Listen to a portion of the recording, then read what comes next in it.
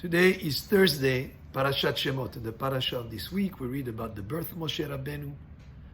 And actually, throughout the whole book of Shemot, we see Moshe Rabbeinu as the great leader of Am Yisrael, a leader par excellence, who did so much for Am Yisrael. He brought us the Torah, and then he pleaded on behalf of Am Yisrael in challenging times.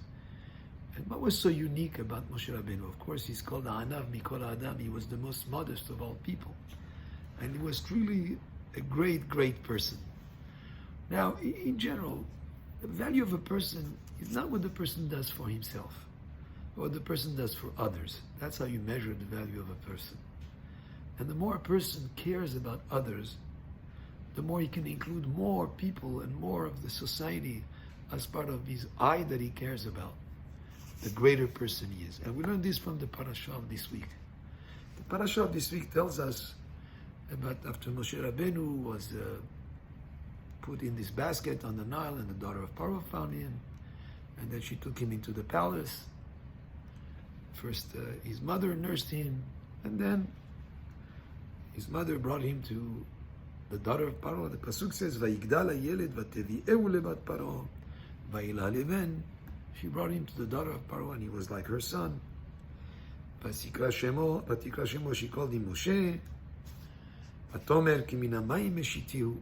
then the pasuk says again, a repetition of the same term. Vayigdal Moshe. Moshe became a gadol, but we're already told Vayigdal.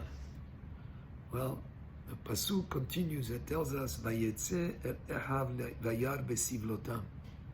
He went out to his brothers to see in their suffering. He could have stayed in the palace of Paro, living a royal life, and instead he went out into the field, to see how his brothers and sisters, how the Jewish people were being enslaved by the Egyptians. And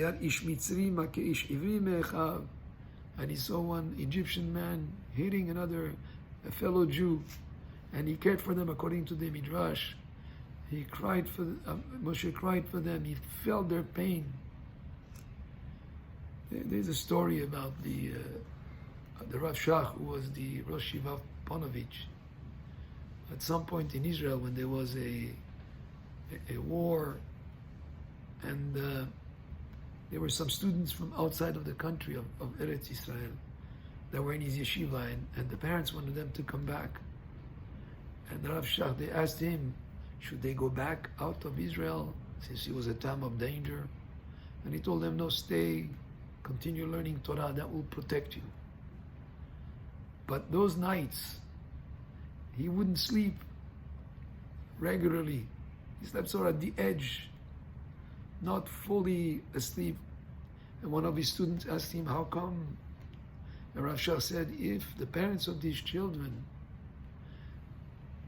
are worried and concerned about the safety of their children and are losing sleep for them, how can I indulge into a full, regular night of sleep?